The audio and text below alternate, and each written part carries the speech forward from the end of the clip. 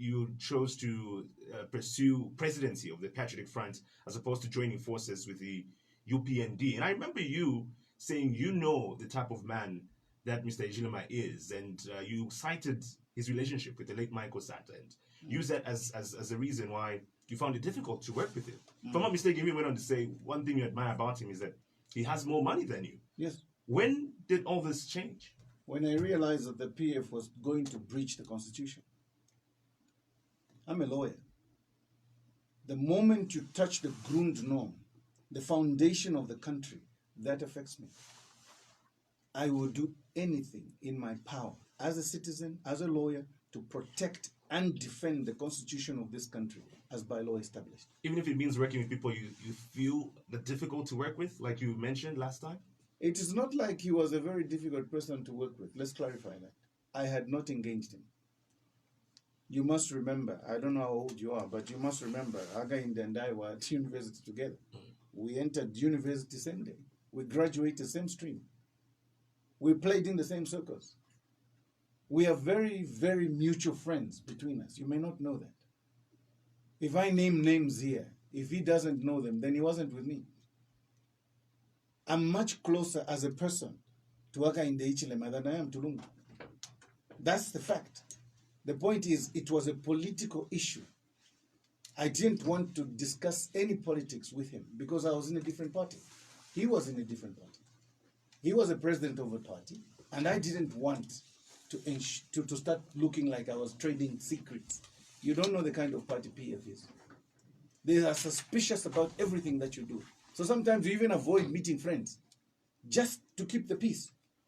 So it's not like I didn't want to work with him.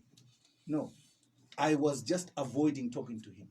But when push came to shove, and for the benefit of the country, I went to talk to him. He was also looking towards talking to me. So it was very mutual when we met and spoke.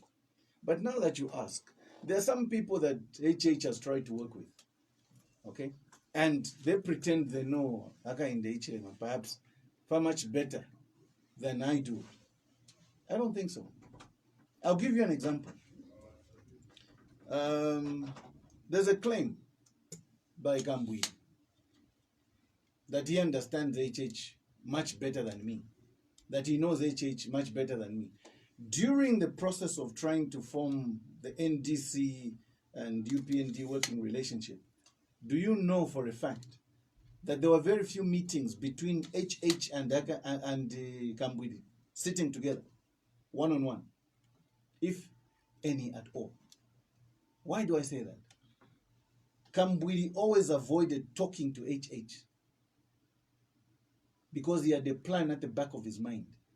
He was not genuine in those discussions. He did not want that alliance to work. He had his own plan. He was trying to use that as a pressure point to go back to PF. But he was discovered. There's nothing genuine about Kambwidi when he's trying to deal with you. Kambwidi is always trying to use you to get what he wants. And he was trying to use HH and use the UPND so that the PF could feel some pressure, so that they could bring him back. I got all this information when I went and talked to my friend. And he told me, Mwana, I've just been with this guy, and this is what happened. I hope you're coming here genuinely. I said, I'm here. And you know me, I know you. And speaking of that, joining and working with him genuinely, and this is what some people feel, based off the precedents. We've seen some people who are members of the Patriotic Front seemingly got frustrated, worked with the UPND leader, and have returned. And people might feel the same about you. What guarantee can the Zambian people have also that you will not go back? The difference is one word: principle. Those people you see flip-flopping, they have no principle. You know, you've seen, you've heard. They've criticized the PF, they've insulted the PF leader, they've called him this and that, they've said this and that. They've insulted, literally insulted Edgar Chagwalungu. They've gone back. Some of them said to you and me and the nation at large, if I ever go back that side, consider me a lunatic. Yes, they're mad. We accept. Others, no, they're working together now. It's the principle. You know, There's one thing that principle does, and it's not a matter of education. No, sometimes it's just a matter of inkulilo yobe. How were you brought up? What kind of person are you?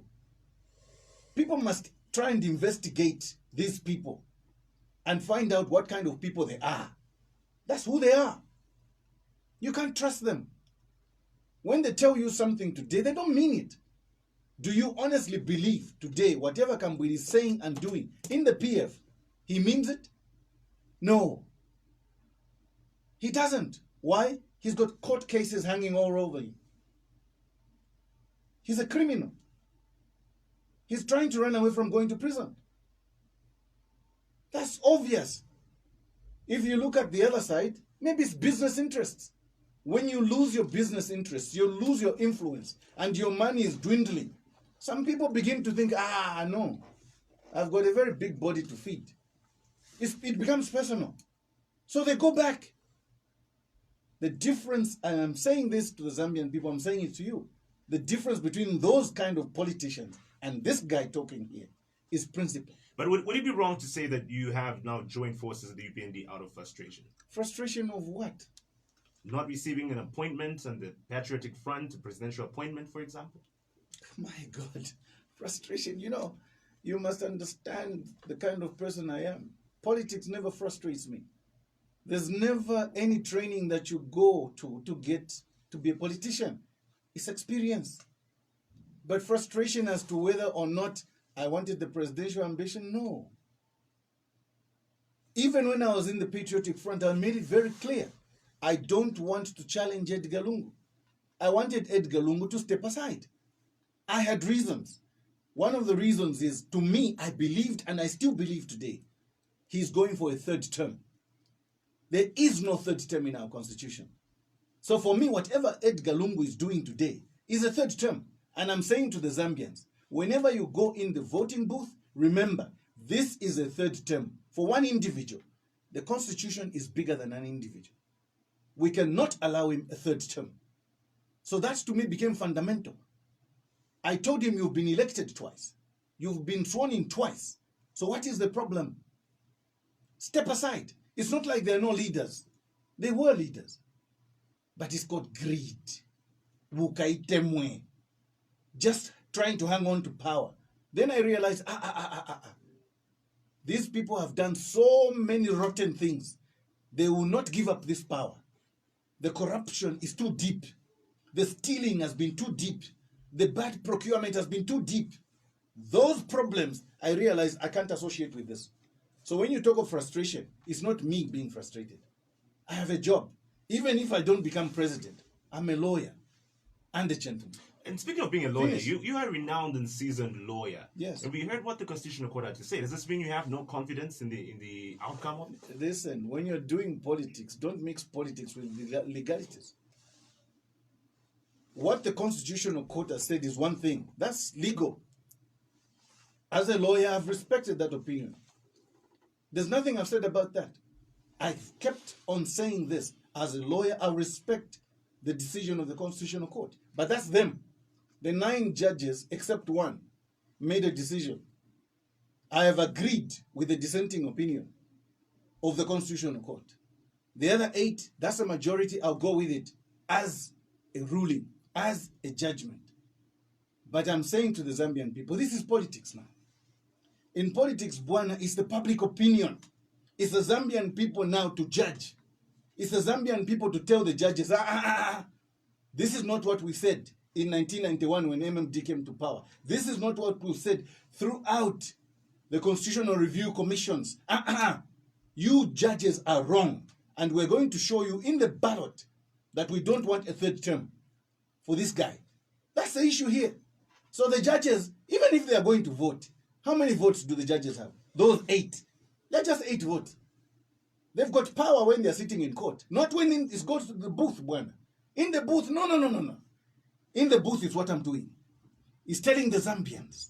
It's telling the millions of Zambians, vote against those 8 judges. And what they said. Protect and defend your constitution yourselves. If the judges can't do it, you do it for yourselves. That's what we do. When you say you can mix politics with legalities, how then can we be assured that politicians will still respect the rule of law if elected in some of these governance positions? I think you should ask the PF that, because you've seen what they're doing. Where I've started from, Chilesh, is where you should start from. If they say the president is in one area of the country, you shouldn't be there by way of airspace. He was in the southern province. Haka in the Ichilema was in the eastern province. Do you know the distance between Livingstone and Chipata? Livingstone and Lundazi? Livingstone and Malambo constituency? Look at that gap. Are they respecting the rule of law? No. So based the off PF is not about the respect of the rule of law. For the PF, it's about intimidation. For the PF, it's about taking advantage. For the PF, it's about blocking a rival from campaigning. Why? They are afraid. They know what they've done. They don't want Haka in the Ichilema to campaign. They don't want the UPND alliance to campaign. They don't want our message to go out. And we are saying to the Zambians, you are hearing our message. And our message is loud and clear. The PF does not mean well for you. Nibasakala nyongo. So if you are saying you can't mix the politics with the legalities, and you also question the No. Can I clarify that? Please do. This is me saying to you at a personal level, I don't agree with the judgment of the Constitutional Court from a political perspective. But as a lawyer, I'll respect it.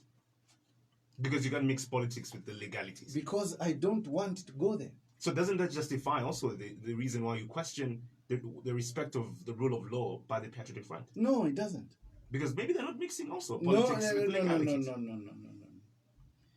You see, when you try and mix things to suit you only, you've got a problem. When you try to take the command of the police and make them just do what you want, but not looking at the other side, you've got a problem. For me, the rule of law means equality before the law.